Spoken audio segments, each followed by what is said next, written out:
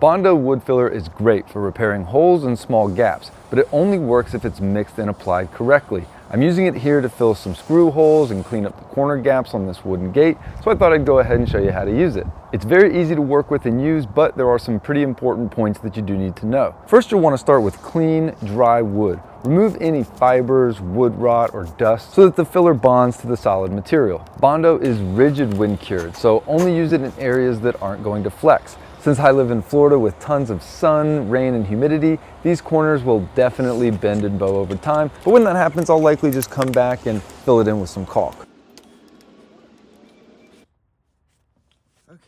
Now, it's also important to mix this on a non-porous surface. That means don't do it directly on the wood, don't find a piece of cardboard. If you do it on, say, cardboard or a piece of wood, then it's not going to mix correctly because the filler and hardening cream will get absorbed and it's going to throw off the mix ratio. This leads to soft spots or failing early.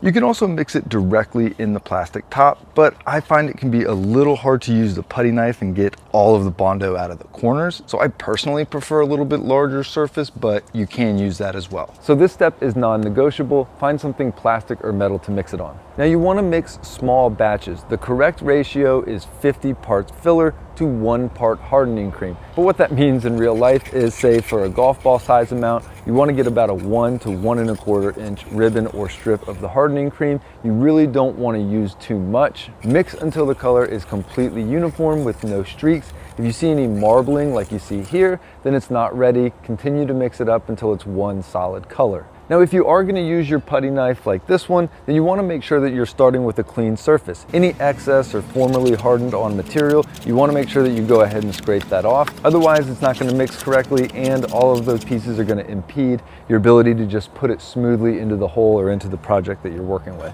It's also a good idea to continuously scrape your putty knife. You don't want this to harden on here.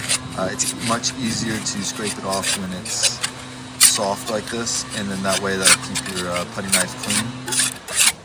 Once it's mixed, you'll have about 3 to 5 minutes of working time, so don't mess around. Don't make too big of a batch thinking that you're going to get every screw hole or every nail hole or every gap and corner at one time, because you don't have time to do it. It's going to get too dry and brittle and you're not going to be able to press it into the holes and the gaps. Now from here, it's pretty much common sense. You'll want to press the filler firmly into the holes and gaps.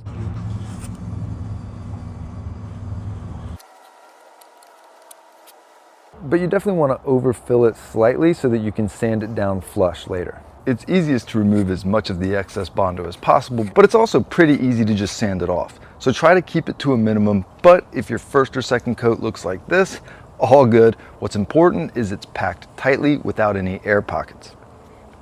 I definitely prefer applying 2 coats. After we get the first one down, I will sand it and then come back and put the second one on, just to make sure that there are no, just to make sure that there is as little evidence of the hole or the gap there as possible. You'll want to let it cure before sanding and reapplying it. That's usually 15 to 30 minutes. However, I like to leave it for at least an hour or so to make sure that it's hardened completely. And after that, you can start with a more coarse sandpaper, followed by a fine or smoother sandpaper to give it a more smooth finish. And what's important to note is, even though it does say that it's stainable, in my experience, it does not come out the same as the wood that you're going to be using. So I wouldn't use it for much more than some very small repairs or some very small holes. If you're going to be staining your wood project, I wouldn't use too much of this, but of course I haven't found too much wood filler that works really well with stainings. But if you're painting it, once it's sanded and coated, you will never know that it's here. I hope this was helpful. Reach out anytime with questions or concerns, and have a great day.